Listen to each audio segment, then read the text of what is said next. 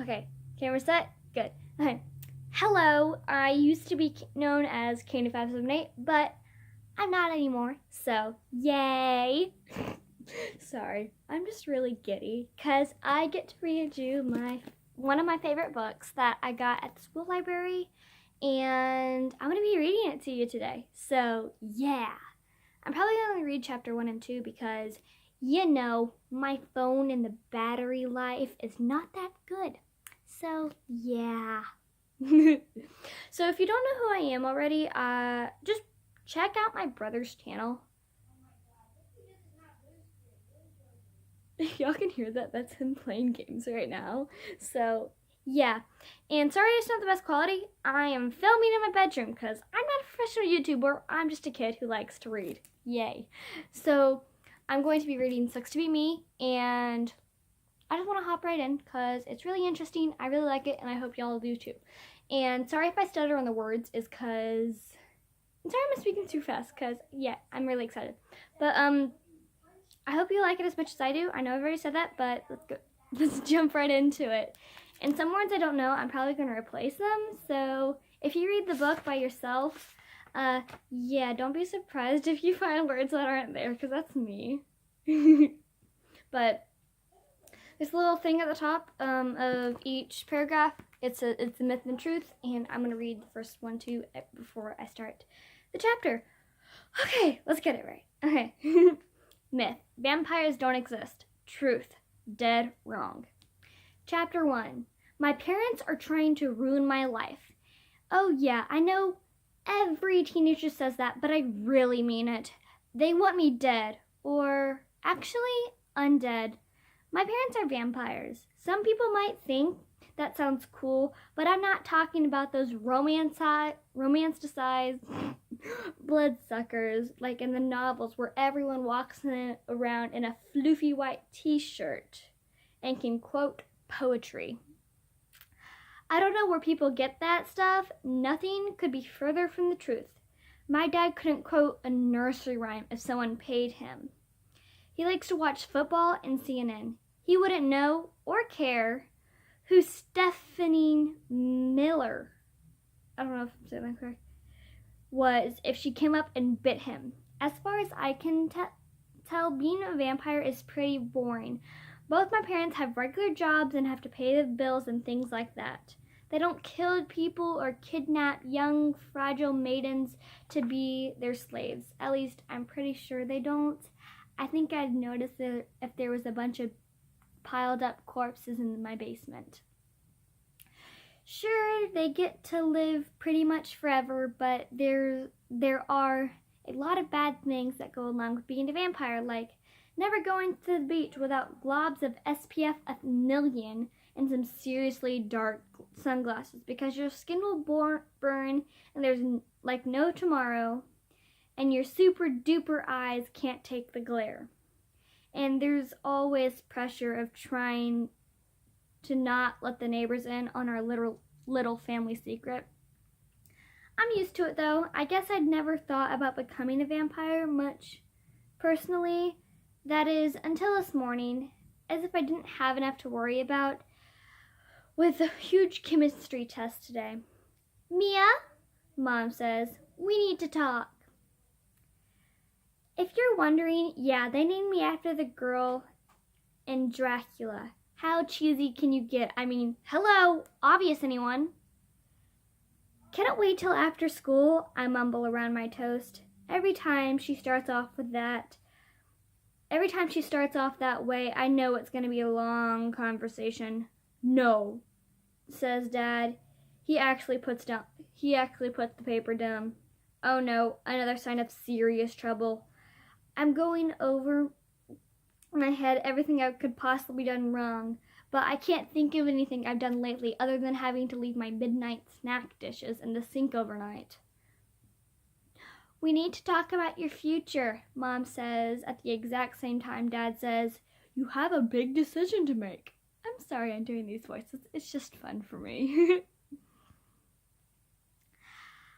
I have absolutely no response for that, so I just glare at them. I mean, what do you say to that. Oh, goody! Mom smiles nervously at me and pats me on the hand like she used to do when I was a little girl.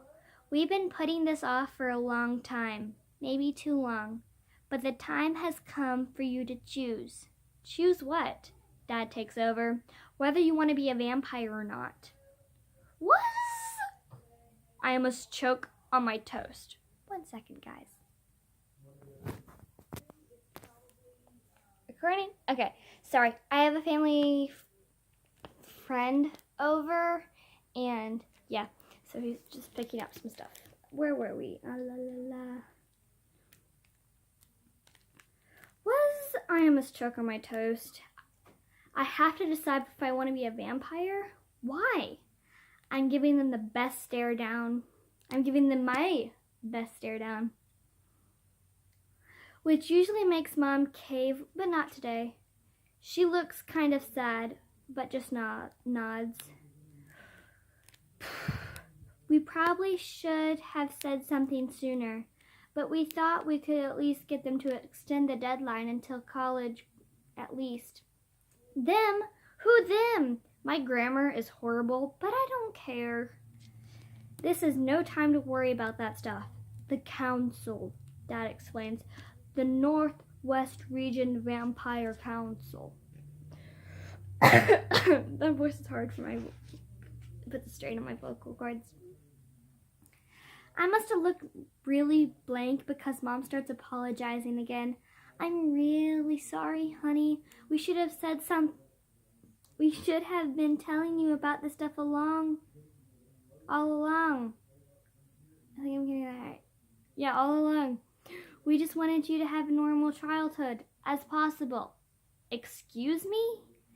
I can't even begin to go over all the things that weren't normal about my childhood. But I don't want to get into that now. That's the kind of stuff you go through years of therapy for, which I never do. Any therapist would probably lock you up as soon as you start explaining that your parents are vampires. The council has decreed that you must make a decision.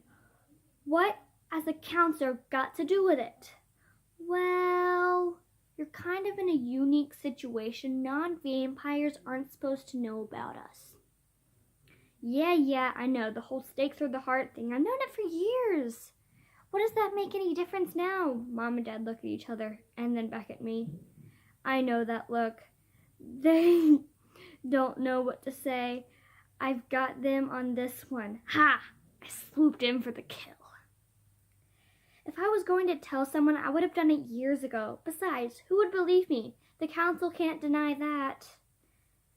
Council smouncle. I smiled in triumphant and take another bite of my toast. It's not that easy, Mom says. It's not the fact that you know about us because... It's not the fact that you know about this that's forcing this. Because the council didn't know about you. So how'd they find out? I didn't tell them. Seeing as how no one here ever clues me into anything, they exchange another guilty look and Dad picks up the ball. Do you remember that guy that showed up about a month ago with some papers for me? I did remember. I answered the door. He was a total freak. Bald head, red-rimmed eyes, and bell-bottom pants. I pegged him for a vampire, I pegged him for a vampire, though. I just thought he was some retro weirdo that Dad worked with. I mean, accountants are a pretty strange bunch anyway. I think it's all that staring at numbers. I think it's all that staring at numbers all day. Well, he was from the Vampire Tax Authority, and he reported us from having a non-vampire in the household, and now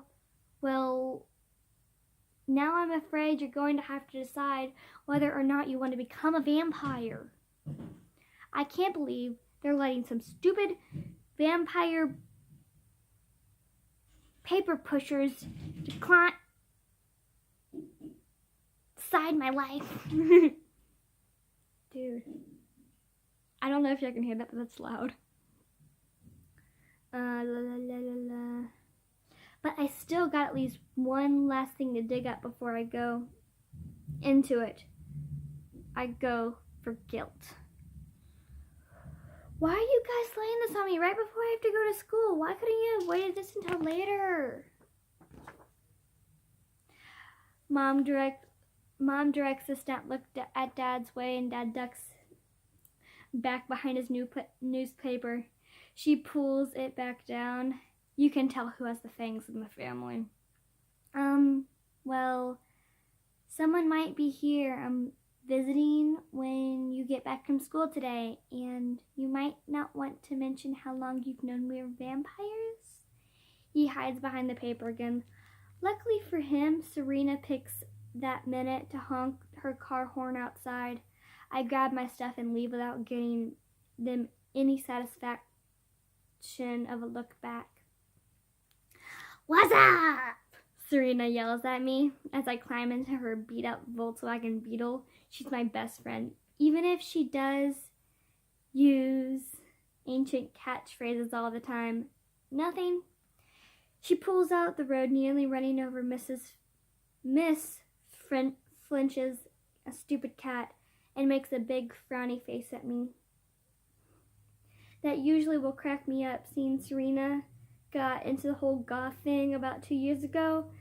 And let me tell you, there's nothing funnier than when someone all done up in black lipstick and thick white makeup starts making clown faces. I don't know how she can take all that stuff seriously, but I've already lived through everything from her ballerina phase to her pop rock phase, so I figured I can get through this one. She's the Christina Algerta phase. Thankfully, the pre-slutty look was the worst one so far. Methinks we have a downer one today.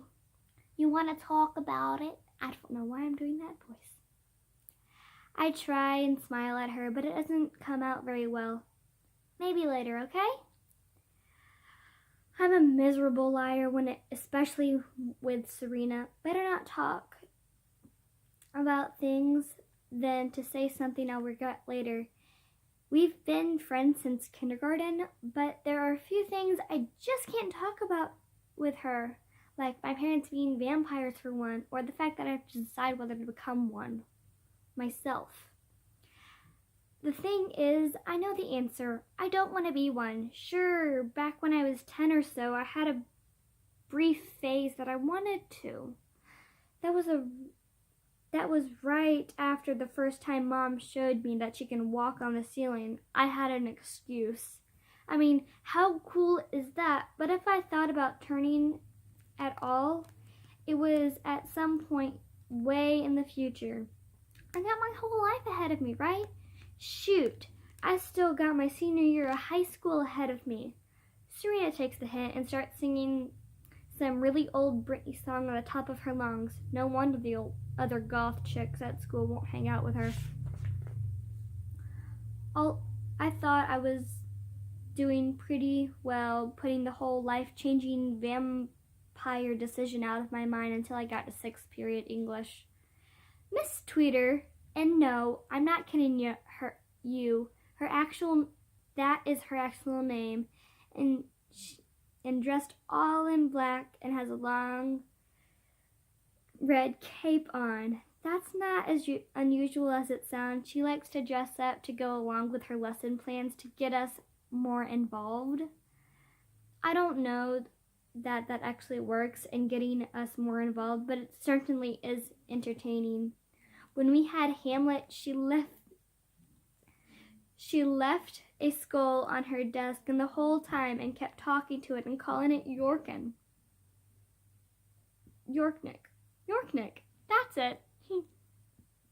She's kind of weird, but I usually like her until today. Class, she says I did that so wrong. Class, she says in a deep tone. Today we start our new unit, Dracula! She twirls the cape and darts around the room like a mad woman, while all the jocks in the back crack up like crazy. They just love Miss Twitter. Man, out of all the books we could have been studying, she has to pick this one.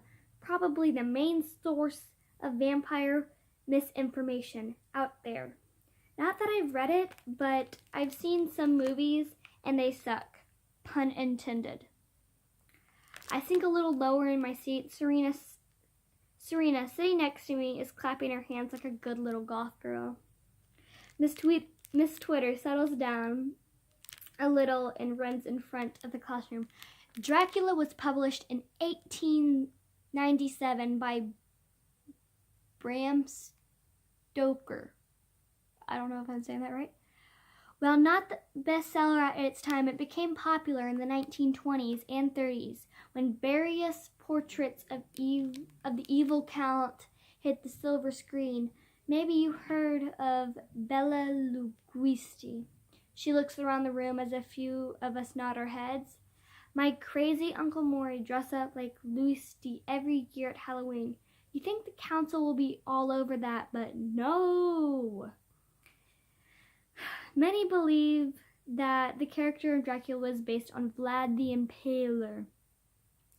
Tim Mathis in the second row starts tossing around in his chair, making dying noises, but Miss Tweeter just continues on like nothing's happening. But there's little evidence that Mr. Stoker researched Vlad or knew much about him. In fact, the original name of the character was to be Count Waltemir. Miss Tweeter hands Tim a stack of paper and motions him to pass them out to the class as she keeps walking. Payback for acting like an idiot. Now, I'm sure all of you have heard of vampires and have notions, I'm not saying that word, of what vampires are like. Anyone have any examples? I sink lower into my chair. I'm definitely not taking the bait on this one. Serena raises her hand, and a couple other kids do so. They can't go out in sunlight, says Serena. You can get rid of them with garlic or holy water, says Bethany, the total suck up. Or steaks. This from Tom, who's still passing out handouts. Good, Miss Twitter, says Miss Twitter. All common conception, but somewhat wrong. You'd be surprised to find that Count Dracula can go in sunlight and that his ultimate demise is not the result of a stake to a heart. I sit up a little, but not to tempt Miss Twitter to call on me. I know darn well vampires can go into the sunlight, but I didn't realize that the book got that right. The handout you're getting has your reading schedule for the next 4 weeks and some assignments of choice. Tonight's homework is assigned for everyone. Before reading the book, write down all the vampire myths you know. All vampire myths that you know of. We'll be doing a comparison at the end to see what you think you know stacks up against the book. And you'll need to pick one main project to work on by the end of the week to turn in at the end of the unit. I've included some reading prompts and a character listing to help you out. She looks right at me, then, oh man. I slightly plead with her, don't do it, but of course she does, and we get the perfect Mia right here with us for our class reading. Everyone turns to look at me. Thanks a lot, Miss Twitter. I really needed to point that out. After class, I take my time getting out of here. I'm not in any rush to get home to find out who our mystery visitor might be. Serena is so excited, chatting my ear off about the whole Dracula thing. I'd love I love her like a sister, but sometimes she's a total geekoid. Yeah, I said that right. Hey, Mia, yells Tim. You want to suck my blood. My heart totally stops. How does he know? Then I realize he's just being Tom. Now, normally I'd blow him off because he's a flaming idiot, but today happens that if Nathan is right at his heels. Nathan Abel, as in Nathan, I'll totally rock your world. Nathan, very kissable. Nathan, the cutest guy in the entire school. No, the entire town, maybe in the entire state of California. Nathan, the guy I've been crushing on since like the 6th grade. Instead of putting Tom in his place like I generally would, and he deserves, I stand there like a total loser with my mouth hanging open until Serena comes in to my rescue. Mia doesn't even become a vampire in the book. She says, maybe you should do some actual reading this year, Tim. She pulls me down the hall and out of the door. I do my best not to look back in Nathan's direction, especially since I think my mouth is still hanging open. Thanks, I said. No problem. I know how you are about Nathan. I wouldn't mind munching on his neck myself. She bares her teeth at me in a pretty decent movie vampire intimidate copying a vampire. And I can't help but laugh. Boy, what does she know? That's the end of chapter 1. I will read chapter 2 probably right after this once I get my phone storage correct. But if you like this, stay tuned, subscribe, and comment, because I will gladly read any book as long as it doesn't have bad stuff in it. I mean, like, this is not bad if you've read it before. And yeah. So stay tuned for chapter 2 and hopefully chapter 2 and 3. But I love you guys, and just be yourself, be no one else. Everyone. Yeah. I can't even think of an outro. I'll think of one, but bye. If I can get this to stop.